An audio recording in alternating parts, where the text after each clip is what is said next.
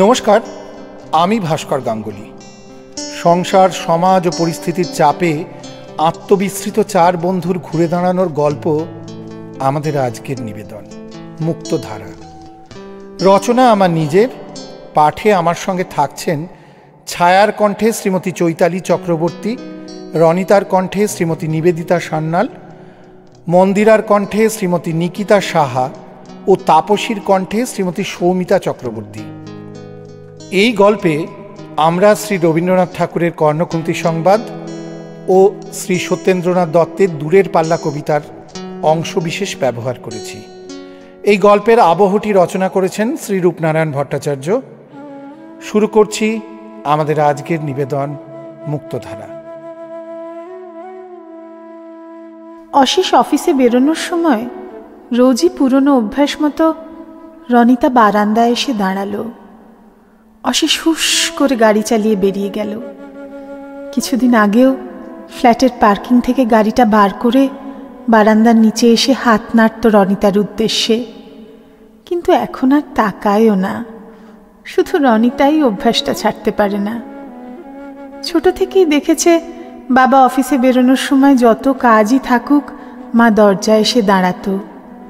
বাবাও আসছি বলে বাইরে পা রাখত, মা দুগ্গা দুগ্গা বলে কপালে জোর হাত ঠেকিয়ে বাবা বিন্দু হয়ে মিলিয়ে না যাওয়া পর্যন্ত সদরে দাঁড়িয়ে থাকত। সেটা কিরকম শাশ্বত প্রেমের শব্দহীন প্রকাশ হয়ে রনিতার মনে গেঁথে গেছে। তবে শুধু অশেষই বা কেন, 14 বছরের রনিকে স্কুলের বাসে রনিতা না তুলে দিলে বা ফেরার সময় অপেক্ষা না করলে কি রাগ করত। আর এখন রনির মনে হয় রনিতা ওর জীবনে অনধিকার চর্চা করছে। আসলে সম্পর্কেরও বোধহয় বিবর্তন হয়। দাম্পত্যে প্রেম পুরনো হতে হতে প্রেমহীন অভ্যাস হয়ে যায়, আর মমতা, স্নেহ এসব শব্দগুলো গভীরতা হারিয়ে কিরকম বোঝা হয়ে যায়। রনিতা বোঝে না কেন এই প্রতিরোধ। সম্পর্কের ডালপালাগুলো ছাঁটতে গিয়ে গাছের যন্ত্রণার কথা কি কেউ ভাবে? এসব কথা বলতে গেলেই শুনতে হয়, তোমার আসলে কোনো কাজ নেই, তাই সারাক্ষণ এসব উল্টো পাল্টা ভাবো। মাথার ঘাম পায়ে ফেলে যদি রোজগার করতে হতো তাহলে এসব ফ্যান্সি চিন্তা মাথায় আসতো না। কে জানে, পুরনো অভ্যাস ও তার চাওয়ায় অভ্যস্ত হয়ে যাওয়া রনিতার সম্পর্কের গতিবিধিতে সংশয় ও প্রতিরোধ আপনা আপনি গড়ে ওঠায় কেন উদ্বেগ হয়। হয়তো এটাই স্বাভাবিক। এভাবেই বোধহয় মায়ারা তাদের জাল কাটে। ঘড়িতে 4:30 বাজল। ছুটি হতেই হুড়হুড় করে স্টাফ রুমটা খালি হয়ে গেল। টার্ম টেস্টের খাতাগুলো চেক করছিল তাপসী। ধীরে সুস্থে সেগুলো লকারে তুলে বাথরুমে গিয়ে চোখে মুখে জল দিয়ে স্কুলের গেটে এসে দাঁড়ায়। এত বড় স্কুলটা এবার আস্তে আস্তে খালি হয়ে যাবে। সূর্য ডুববে, সন্ধে নামবে, আর স্কুল বাড়িটা অন্ধকারে দাঁড়িয়ে থাকবে ভূতের মতো। রাস্তার এধারে ওধারে ছোট ছোট জটলায় এইচএসের কিছু মেয়ে ওর গায়ে হেসে ঢলে পড়ছে। তাপসীর মতো এদেরও বোধহয় বাড়ি ফেরার তাড়া নেই, কিংবা স্কুল জীবনের শেষ কটা মাস চেটে পুটে নিচ্ছে। ধীর পায়ে ইচ্ছে করেই 4-5টা অটো ছেড়ে একটা ফাঁকা অটোতে উঠে বসে। ফেরার পথে একবার গড়িয়াহাটে নামতে হবে। টুকিটাকি বাজার, কটা জলের বোতল আর কটা কাপ কিনতে হবে বৌদির ফরমায়েশ মতো। যাবো করেও আর যাওয়া হচ্ছে না। কোনো কাজ নেই, তাও কি একটা ক্লান্তি গ্রাস করে রোজ এই বাড়ি ফেরার সময়টাতে। সেই বাড়ি ফিরে মায়ের গজগজ, বৌদির বেজার মুখ আর দাদার বিরক্ত চেহারা। তাপসী যেন উড়ে এসে জুড়ে বসেছে। শ্বশুরবাড়িতে মানিয়ে নিয়ে থাকতে না পারাটা তাপসীর অপরাধ, নাকি স্বামীর থেকে আলাদা হয়ে বাপের বাড়িতে ফিরে আসাটা অপরাধ? তাপসী অবশ্য আলাদাই থাকতে চেয়েছিল, কিন্তু সেখানে আবার মা ভাইয়ের লোক লজ্জার ভয়।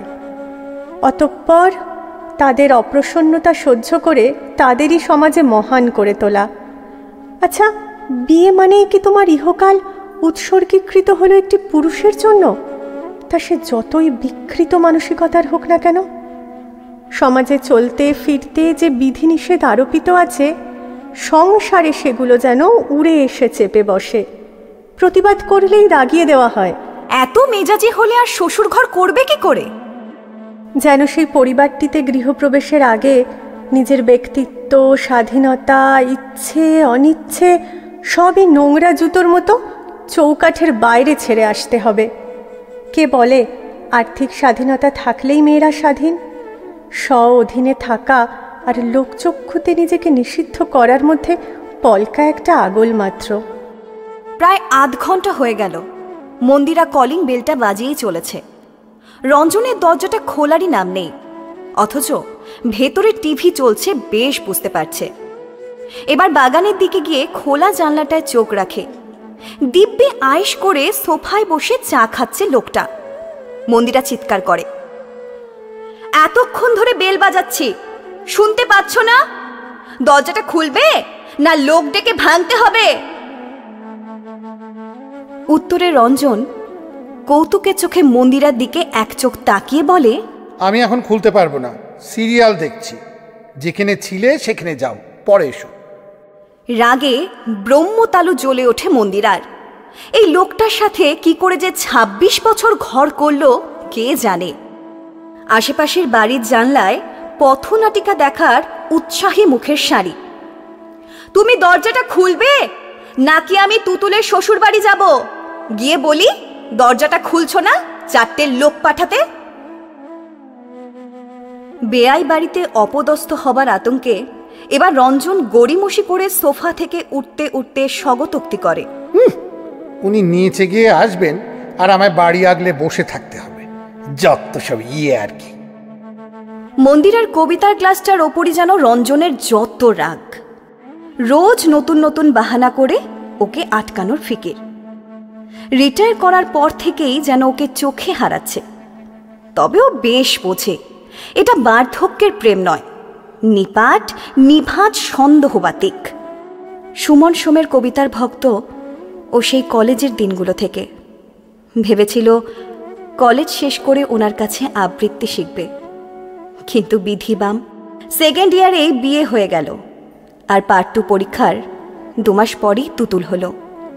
মন্দিরার আবৃত্তির শখ খুঁজল মেয়ের কাঁথা কাচতে কাচতে। তুতুল স্কুলে যাওয়া শুরু করার পর আবারও যখন সেই ইচ্ছের বীজটা মাথার মধ্যে ডালপালা মেলছিল, তখন হলো তাতান। ব্যাস, কবিতা তোমায় দিলাম আজকে ছুটি। এখন সব দায়িত্ব মুক্তির পর সুমন সোমের ক্লাসে ভর্তি হওয়ার সুযোগ হয়েছে, তো এখন এই বুড়োটার বায়নাক্কা। মাঝে মাঝে মন্দিরার মনে হয় জীবনে কোনো কিছুই তো নিজের পছন্দে হলো না। এখন শুধু মনের মুক্তির এই এক ফালি দক্ষিণের বারান্দার একটা কোণ নিজের জন্য বরাদ্দ করতে পেরেছে, আর সেটাও ছিনিয়ে নেওয়ার জন্য উঠে পড়ে লেগেছে সব। জীবন কি এরকমই হয়? শুধুই দিতে দিতে পাওয়ার অধিকার কি চলে যায়? কবিতার ক্লাসের পর মনে ভালো লাগার গুনগুনটা যেন বিশ্রী একটা তেতো স্বাদ নিয়ে এলো। রুটিগুলো ক্যাসেরোলে ভরতে ভরতে রান্নাঘর থেকে চিৎকার করে ছায়া, কাল আমি একটু দুপুরে বেরোবো, তোমরা সবাই চাবি নিয়ে যেও, পরে রাস্তায় বসে থাকতে হলে আমায় যেন দোষ দিও না। ছায়ার এ অনুদেশ এ দেয়াল ও দেয়ালে ধাক্কা খেয়ে ডাইনিং টেবিলটায় আছড়ে পড়ল। সুমিত, বাবলু আর বাবলি খেতে বসবে বলে চেয়ার টানতে গিয়েও থমকে এ ওর মুখের দিকে তাকিয়ে ইশারা করল। ব্যাপারটা কি? একেবারে ঢেঁড়া পিটিয়ে ঘোষণা। সুমিত একটু তুতলে জিজ্ঞেস করে, মানে বলছিলাম কোথায় যাবে এই দুপুর রোদ্দুরে? বাবলু না হয় কলেজ থেকে এসে তোমায় ও বাড়ি থেকে ঘুরিয়ে আনবে। ঠকাস করে ক্যাসেরোলটা ডাইনিং টেবিলে বসিয়ে ছায়া উত্তর দেয়, আমার এত খেয়াল না রাখলেও চলবে, গিলে কুটে আমায় উদ্ধার করো। আমি ও বাড়ি যাব নাকি জমের বাড়ি যাব সে তোমাদের না জানলেও চলবে। তোমার সংসারে বিনে মাইনের দাসীবৃত্তির কষ্ট দুপুর রোদ্দুরের থেকে কিছু কম নয়। কেউই আর কথা বাড়ায় না, চুপচাপ খেতে থাকে। বুঝতেই পারে মৌনতাই একমাত্র এই গনগনে উনুনে খানিক জল ঢালতে পারে। সুমিত বুঝতে পারে না কেন ছায়া আজকাল এইরকম খরখরে হয়ে গেছে। যত দিন যাচ্ছে তত যেন জীবের ধার ও ভার বাড়ছে। কি একটা আক্রোশ যেন ওর মনটাকে সব সময় খুঁচিয়ে চলেছে। অথচ আগে এরকম ছিল না। একটা জুঁই ফুলের গন্ধের স্নিগ্ধতা ঘিরে থাকত ওর ব্যবহারে। প্রতিটি দায়িত্ব কর্তব্যে ছায়া নিপাট। এক হাতে সব দিক সামলেছে।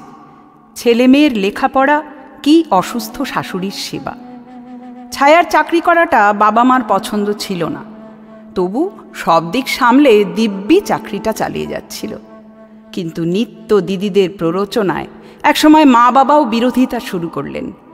রোজ ছায়া অফিস বেরোনোর সময় মায়ের চেনা খোঁটা ছিল, ওই ওই মহারানী চললেন নিজের ঘর উদম করে অন্যের ঘর আগলাতে।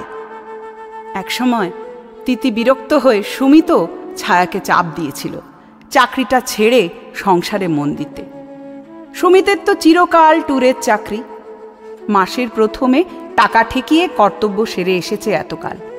এই অবসরের মুখে এসে হোম ব্রাঞ্চে পোস্টিং পেয়েছে।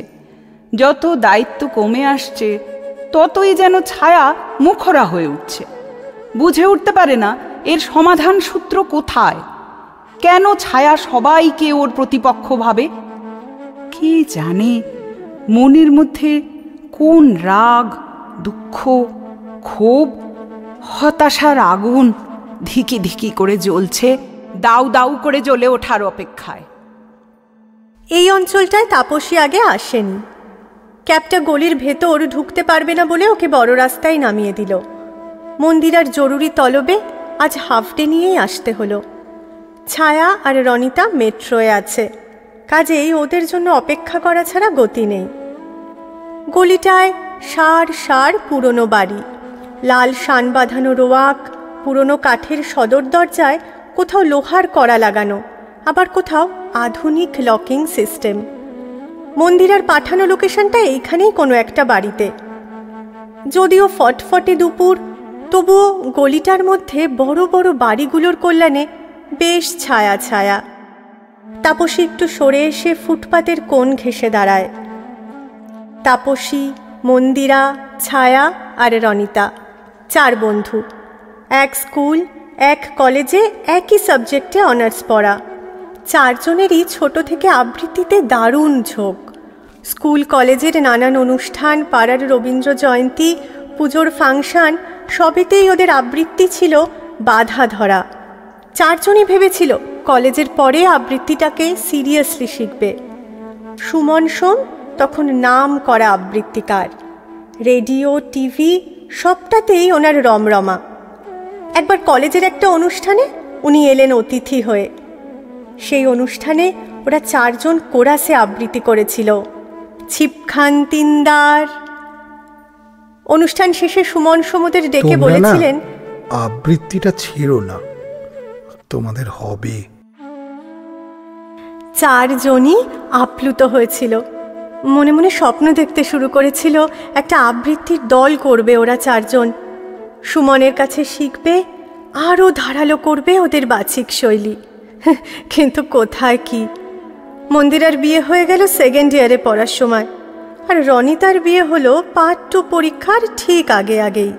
কোনো মতে পরীক্ষা দিয়ে বরের সাথে মুম্বাই চলে গেল। তাপসী আর ছায়া MA পাশ করে চাকরিতে ঢুকে গেল। তারপর বিয়ে, সংসার, আর কবিতাই হলো না তো আবৃত্তি শেখা। সবার বাপের বাড়ি কাছাকাছি হওয়া সত্ত্বেও দেখাশুনো প্রায় বন্ধই হয়ে গিয়েছিল। এই ফেসবুকের দৌলতে আবার যোগাযোগ। এখন ওরা মাঝে মাঝে একসাথে কোথাও বসে, কালেভদ্রের সিনেমাও দেখতে যায়। কিন্তু সবাই এখন সংসারে ব্যস্ত। দেখা হলেই বর, ছেলে মেয়ে আর শাড়ি গয়নার গল্প। আবৃত্তির ইচ্ছেটা যেন লাশ কাটা ঘরে কাটাকাটি হয়ে বেওয়ারিশ। শুধু মন্দিরা ও আবার শুরু করেছে, সুমন সোমের কাছে শিখছে। আজ ওরই আমন্ত্রণেই ঘরোয়া কবিতা পাঠের আসরে আসা। বাকিদের তো ভালো লাগার সবটুকু জীবনের জাতাকলে পিষতে পিষতে বোধহয় ছিবড়ে হয়ে গেছে। এখন আর চেষ্টা করলেও তার থেকে রস বেরোবে কিনা সন্দেহ। এইসব ভাবনার মাঝেই ছায়ার ফোন। তুই কিন্তু আবার হড়বড়িয়ে চলে যাস না, আমি আর রনিতা আসছি। পুরনো ক্রাশটাকে সবাই একসাথে দেখব। বহুদিন পর আজ তাপসীর মনেও একটু পুলকের ছোঁয়া, মনে অনেক কাটাকুটি খেলা। যে শাসন ওদের মননে বেরি পড়িয়ে রেখেছে, ওদের পরিবারও তো সেই শাসনযন্ত্রেরই অংশ। সবচেয়ে বড় কথা, জীবনের একান্ত চাওয়াগুলোও যেন সংস্কারে নিজেকে বাধ্য করে মনকে সংযত করতে। বহু পুরনো চাওয়া সংসারের চাওয়ার ভাঁজে দমবন্ধ হয়ে চাপা পড়ে যায় সারা জীবনের জন্য। ঠিক যেমন পুরনো বইয়ের ভাঁজে শুকনো হয়ে লুকিয়ে থাকে একদা ভালোবাসার টাটকা গোলাপ, রসহীন, গন্ধহীন, বিবর্ণ হয়ে। একটা তক্তপোষে সুন্দর সাদা চাদর পাতা, ঘরটায় একটা কিরকম মন্দিরের পবিত্রতা। কোণার দিকে উঁচু একটা টেবিলে রবীন্দ্রনাথের একটা বড় ছবি, তাতে টাটকা রজনীগন্ধার মালা। ইধার ওধার ছোট ছোট ফুলদানিতে নানা রকম ফুল সাজানো। ছবিটার সামনে চন্দন ধূপ জ্বলছে। মেঝেতে বড় একটা ফরাস পাতা। চৌকির দিকে মুখ করে বসে নানা বয়সের ছেলেমেয়েদের সাথে মন্দিরা। ছায়ারা চটি খুলে ঘরটায় ঢোকে। মন্দিরা ওদের দেখেই নিচু স্বরে বলে, কি রে, তোদের এত দেরি হলো? সুমনদাই এলেন বলে, বসে পড়। সকলের পেছনে লাইন বেঁধে বসে ওরা যেন দেব দর্শনের অপেক্ষায়। একটু পরেই ঘরে এলেন সুমন সোম। সকলে উঠে দাঁড়ালো। ছায়া আজকাল মাটিতে বসলে উঠতে পারে না। কোনো মতে হামাগুড়ি দিয়ে ওঠার চেষ্টাটা সুমনের চোখ এড়ালো না। বললেন, তুমি বুঝি মন্দিরার বন্ধু? মাটিতে বসতে অসুবিধা হলে এখানে চৌকিটাতে এসে বসো। ছায়ার কোমরে এবার রনিতার কনুইয়ের খোঁচা। লজ্জা লজ্জা মুখ করে ছায়া বলে, আপনার সাথে সমাসনে বসবো? না না, আমি এখানেই ঠিক আছি। উনি উত্তর দেন, শরীরের কষ্ট নিয়ে কি মন আনন্দ করতে পারে? এসো, এখানেই বসো। লাজুক পায়ে ছায়া এগিয়ে যায়। সুমন এখন প্রায় 70-এর কাছাকাছি বয়স। শো করা বহুদিন ছেড়ে দিয়েছেন স্ত্রী বর্ণাশ্রমের অকাল মৃত্যুর পর। কোথাও দেখা যায় না আজকাল। মোটামুটি অজ্ঞাতবাসেই শুধুমাত্র এই আবৃত্তির ক্লাসটা করান। জীবনের নানা প্রতিঘাতেও এখনো সেই রকম ঋজু, সেই রকম কণ্ঠ, সেই রকম ব্যক্তিত্ব। অপরিসীম অতীত মুগ্ধতা নিয়ে ওরা চেয়ে থাকে মানুষটির দিকে। একের পর এক নানান কণ্ঠের আবৃত্তির গমকে গম গম করে এই প্রাচীন ঘরটির প্রতিটি কোণ। কেউ একজন বলে, দাদা, আজ আপনার গলায় কিছু শুনবো না? শান্ত মৃদু স্বরে উত্তর দেন, না রে, আমার জীবন থেকে কবিতা হারিয়ে গেছে। এখন তোদের গলায় আমি বেঁচে আছি। তোরাই তো আমার উত্তর পুরুষ, তোরাই আমার আবৃত্তির উত্তরাধিকার। এত সুন্দর করে ওনার না বলাটা পাশে বসা ছায়ার অন্তরটা কাঁপিয়ে দিল। মনে হলো সত্যি তো, জীবনের নানা বিষক্রিয়ায় নীল হয়ে যাওয়া মন তো শুধুই বিষ উগড়োয়। এভাবে কেন কথা বলা যায় না? এক রাস মুগ্ধতা নিয়ে ওরা বেরিয়ে আসে। ছায়া রীতিমতো উত্তেজিত, ধপ করে একটা রোয়াকে বসে পড়ে। রনিতা জিজ্ঞেস করে, কি রে, বাড়ি যাবি না? এখানে বসে পড়লি যে বড়? ছায়া উত্তর দেয়, আর কতদিন রাঁধুনি কাম শয্যা সঙ্গিনী হয়ে কাটাবি বলতো? আমরা এই বছর সবাই 45 হলাম, কতদিন আর নিজের ইচ্ছের মুখে লাগাম পরিয়ে চলবি বলতো? এবার নিজের মতো করে বাঁচবো। আয় একবার সেই দূরের পাল্লাটা করে দেখি পারি কিনা। তোর মাথাটা গেল আজ সুমন সোমের স্পর্শ সুখে। তাপসী হাসতে হাসতে বলে। ছায়া আবার বলে, চল না, করেই দেখি পারি কিনা। চারজন ফিস ফিস করে শুরু করে।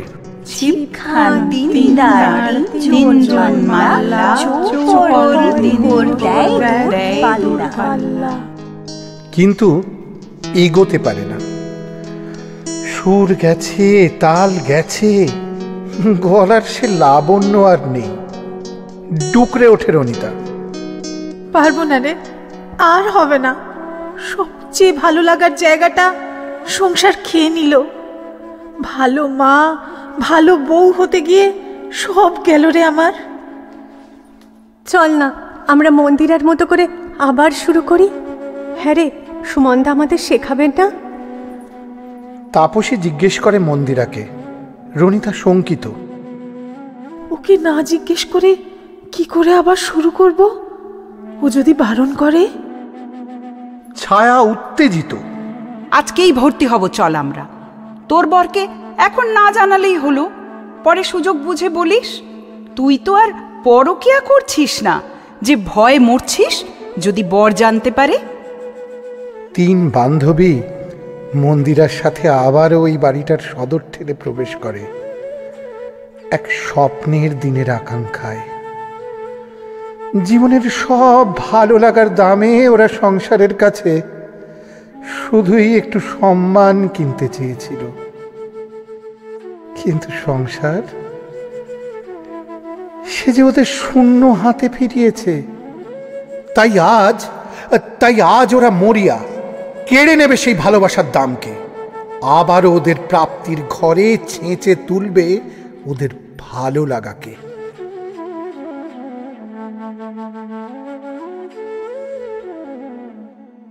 কেটে গেছে বেশ কটা মাস। অশেষ পাটিসাপটায় কামড় দিতে দিতে রনিতাকে বলে, এই কাল সন্ধ্যেবেলা একটু ভালো করে সেজে গুজে থেকে তো একটু বেরোবো। রনিতার মাথায় আকাশ ভেঙে পড়ে। কাল সুমনদাকে সরকার থেকে রবীন্দ্র সদনের লাইফ টাইম অ্যাচিভমেন্ট অ্যাওয়ার্ড দেবে, সাথে ওদের একটা আবৃত্তি কোলাজ। ভেবেছিল কাল সকাল সকাল বাপের বাড়ি চলে যাবে, একেবারে পরশু ফিরবে। কিন্তু এ তো এক মহা গেঁড়ো। যাব না বললেই এখন অশেষ অশান্তি শুরু করবে। তাও তুতলে বলে, কোথায় যাব? কাল তো ভাবছিলাম একটু মায়ের কাছে যাব, একেবারে রাতে থেকে পরশু ফিরব। বিরক্ত অশেষ। এই মায়ের কাছে পরশু যেও। আমারও যাওয়ার ইচ্ছে ছিল না। ওইসব নাটুকে বেলেল্লাপনায় আমার কোনো ইন্টারেস্ট নেই। আরে ওই বুড়োটা কি যেন নাম, সুমন সোম না কি একটা, ওকে আবার গভর্নমেন্ট কি একটা অ্যাওয়ার্ড দেবে, সেখানে যেতে হবে। অফিসের ব্যাপার না তো আর বলা যায় না। কোনো ক্রমে কথাটা শেষ করে ফোন ঘাঁটতে থাকে।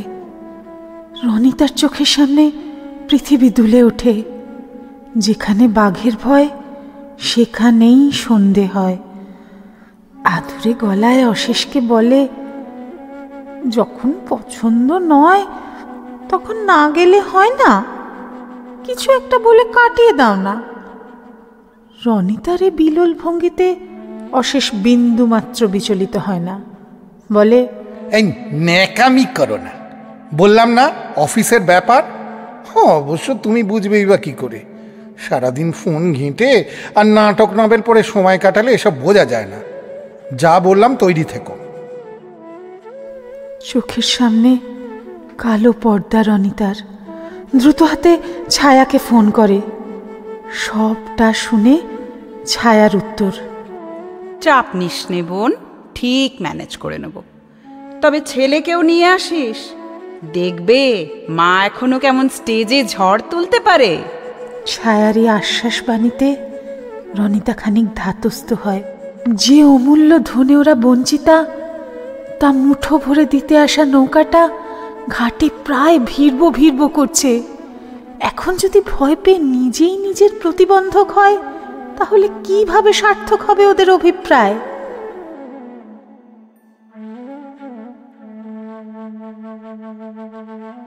থই থই করছে রবীন্দ্র সদন।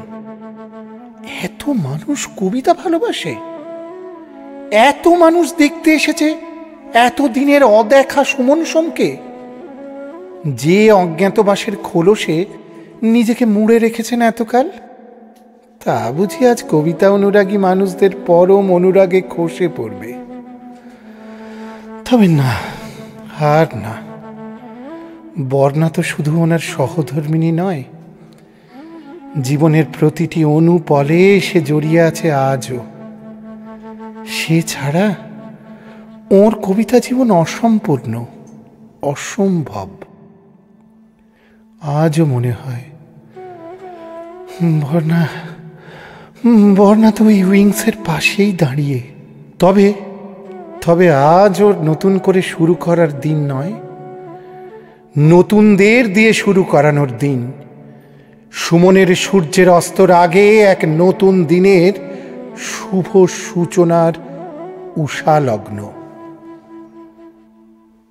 সুমনকে সম্মানিত করার পর সকলের অনুরোধে সুমনের বিখ্যাত কাব্যপাঠ কর্ণকুন্তী সংবাদ শুরু হলো, যা তিনি 15 বছর আগে শেষ করেছেন তাঁর স্ত্রী বর্ণার সাথে। বর্ণা তো শুধুই ওর সহধর্মিণী ছিলেন না, ছিলেন ওর কবিতার সঙ্গিনী। স্টেজের আলো নিভে যায়, অন্ধকার মঞ্চে সুমনের ধীর গলা। আমি কর্ণকুন্তী সংবাদ শুধুমাত্র আমার দর্শকদের জন্য শেষবারের মতো উপস্থাপন করছি। এটাই আমার শেষ স্টেজ শো। আজ আমার সাথে কুন্তির ভূমিকায় থাকছেন আমার সুযোগ্যা শিষ্যা শ্রীমতী মন্দিরা মৈত্র। উসখুস করে রঞ্জন। উফ, আর লোক পেল না, সেই আমার বউটাকেই জোটাতে হলো। তুতুল মৃদু ধমক দেয়। উফ, থামবে তুমি? আলো এসে পড়ে সুমন আর মন্দিরার ওপর। ব্যাকগ্রাউন্ডে জলের ছলছল শব্দ। অশেষ রনিতাকে জিজ্ঞেস করে, এই মেয়েটা তোমার বন্ধু না? এও এইসব কবতে টপতে করে নাকি? যত সব ঢং। পুণ্য জাহ্নবীর তীরে সন্ধ্যা সবিতার বন্দনায় আছি রত। কর্ণ নাম যার, অধিরথ সুতপুত্র রাধা গর্ভজাত, সেই আমি। কহ মোরে, তুমি কে গো মাতো? বৎস, তোর জীবনের প্রথম প্রভাতে পরিচয় করায়েছি তোরে বিশ্ব সাথে, সেই আমি। আসিয়াছি ছাড়ি সর্বলাজ, তোরে দিতে আপনার পরিচয় আজ। নিস্তব্ধ হলে পিনপতনের শব্দ শ্রুতিযোগ্য। টুং করে ননিতার ফোনে মেসেজ ঢোকে ছায়ার। এবার উঠে আয়, এরপরেই আমাদের। মা তো করিও না ভয়, কহিলাম পাণ্ডবের হইবে বিজয়। আজি এই রজনীর তিমির ফলকে প্রত্যক্ষ করিনু পাঠ, নক্ষত্র আলোকে ঘোর যুদ্ধ ফল। এই শান্ত স্তব্ধ ক্ষণে অনন্ত আকাশ হতে পশিতেছে মনে চরম বিশ্বাস, ক্ষীণ ব্যর্থতায় লীন জয়হীন চেষ্টার সঙ্গীত, আশাহীন কর্মের উদ্যম। হেরিতেছি শান্তিময় শূন্য পরিণাম। যে পক্ষের পরাজয়, সে পক্ষ ত্যাজিতে মোরে করোনা আহ্বান। জয়ী হোক, রাজা হোক পাণ্ডব সন্তান। আমি রব নিষ্ফলের হতাশের দলে।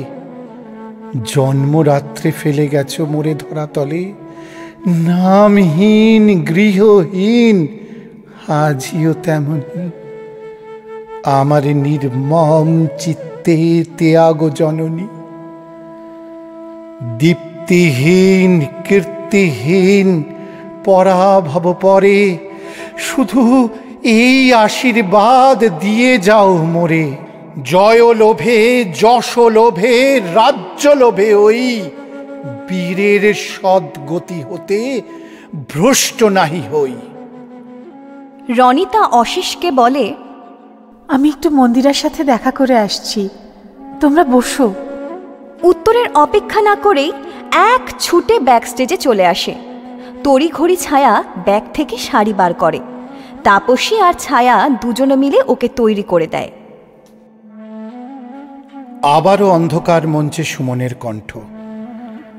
আজ আজ আমি আপনাদের একটা ঘুরে দাঁড়ানোর গল্প বলবো। আমার 4 শিষ্যা, মন্দিরা মৈত্র, ছায়া সেন, তাপসী বণিক ও রনিতা ঘোষের গল্প। আলো জ্বলে ওঠে। অশেষ রনিতাকে স্টেজে দেখে চমকে ছেলেকে জিজ্ঞেস করে, এই ওটা তোর মা না? ওখানে কি করে গেল? হাঁ করে বসে থাকা রনি কোনো উত্তর দেয় না। সুমনের কণ্ঠ তখন বলছেন, দায়িত্ব কর্তব্যের চাপে এরা ভুলতে বসেছিল। এদেরও একটা শৈশব ছিল, কৈশোর ছিল, যৌবন ছিল, স্বপ্ন ছিল, সর্বোপরি যোগ্যতা ছিল।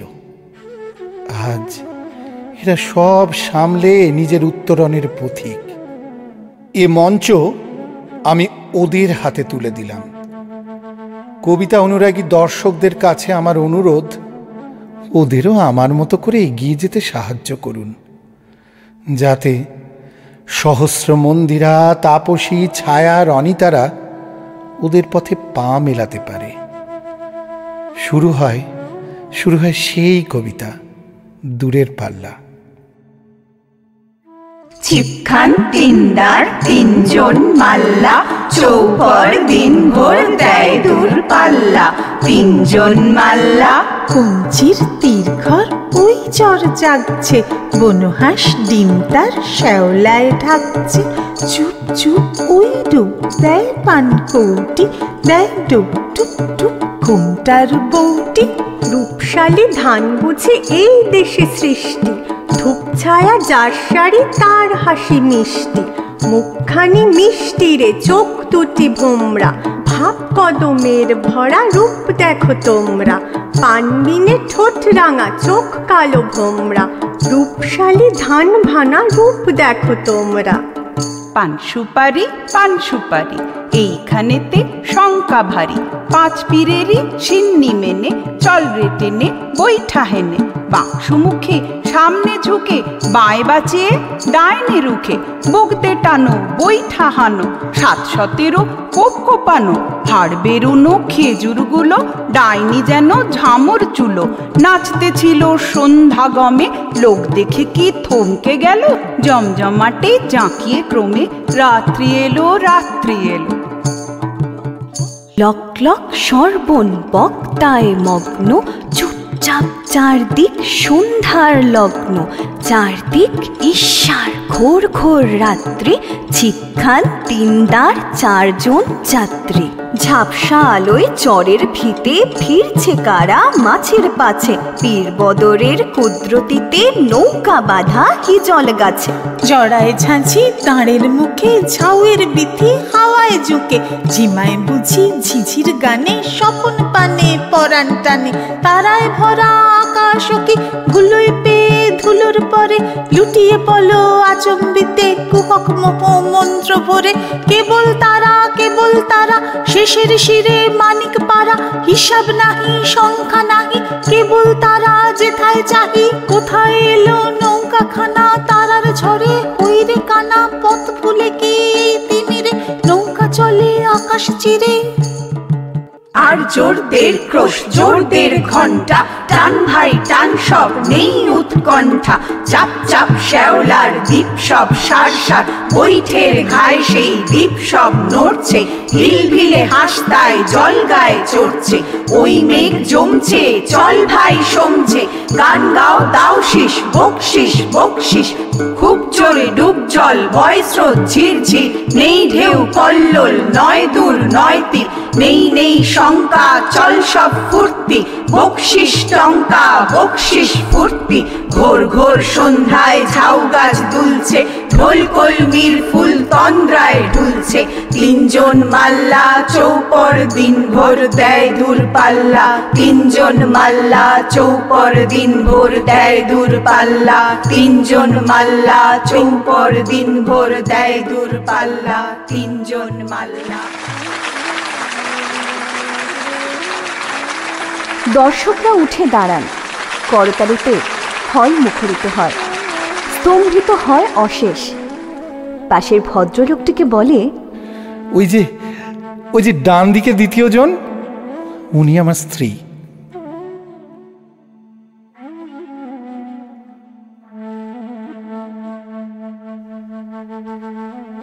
আমাদের সকলের তরফ থেকে আপনাদের আন্তরিক ধন্যবাদ জানাই। গল্পটি কেমন লাগলো তা কমেন্টে জানার অপেক্ষা অবশ্যই রইল। আবার দেখা হবে আগামী সপ্তাহে আরেকটি নতুন গল্প নিয়ে। সঙ্গে থাকবেন, ভালো থাকবেন। অনেক ধন্যবাদ।